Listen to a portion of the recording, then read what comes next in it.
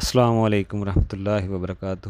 طلاق کے بعد کی مشکلات کیا ہو سکتی ہیں؟ دیکھیں، طلاق کے بعد کی جو پریشانی ہیں وہ بہت ساری پریشانیاں ہو سکتی ہیں، شوہر کو بھی اور بیوی کو بھی۔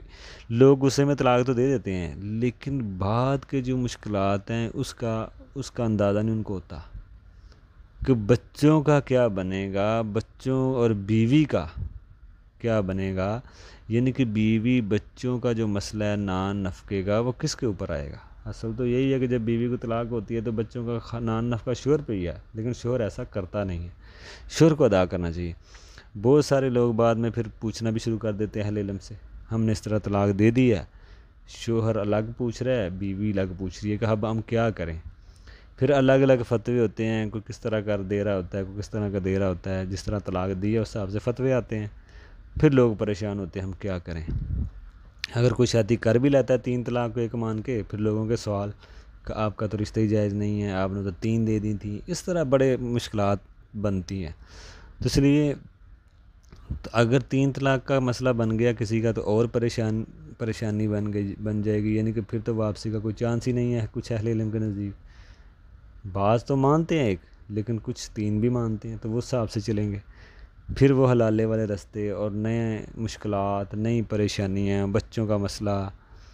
تو اس لیے بندے کو پہلے یہ بات سمجھنی چاہیے کہ یہ ساری چیزوں کا ان کو پہلے ہی پتہ ہونا چاہیے۔ دوسرا مسئلہ کہ اگر طلاق یافتہ کی زندگی بیوی کی بڑی مشکل بن جاتی ہے، اس کے لیے طلاق یافتہ کے لیے دوسرا نکاح آج کے حساب سے بڑا مشکل بن گیا ہے کہ وہ دوسرا نکاح کرے۔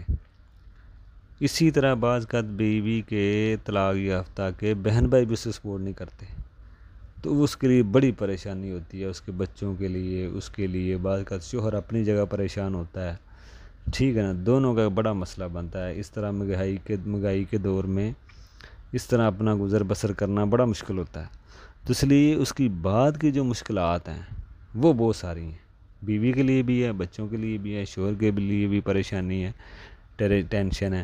اسی طرح جب کوئی طلاق ہوتی ہے تو دونوں کے خاندان کے لیے پریشانی کا مسئلہ بنتا ہے، شوہر کے خاندان بھی اور بیوی کے خاندان میں، جیسے بیوی کے ماں باپ ہیں، بہن بھائی ہیں، تو ان کے لیے بھی پریشانی کا مسئلہ ہے، بیوی کے لیے بھی پریشانی کا مسئلہ ہے، اور بچوں کے لیے بھی، اور شوہر کے جو خاندان کے جو لوگ ہیں ان کے لیے بھی پریشانی کا مسئلہ ہے۔ اور آگے نیا نکاح کرنا ہو تو پھر بھی طلاق کے لیے بڑا مشکلات ہیں، اور جس نے دوسری کرنی ہو اس کے لیے بھی بڑی مشکلات ہیں۔ تو اس لیے نکاح کو ختم کرنے کے لیے طلاق کے ذریعے پہلے سوچنا چاہیے کہ اس کے بعد کی جو پریشانی ہیں وہ شاید اس سے زیادہ ہوں۔ جو ابھی چاہ رہے ہیں صبر شکر کر کے اگر رہا جا سکتا ہے، شوہر کو ظلم ایسا نہیں کر رہا جا سکتا تو رہا جائے۔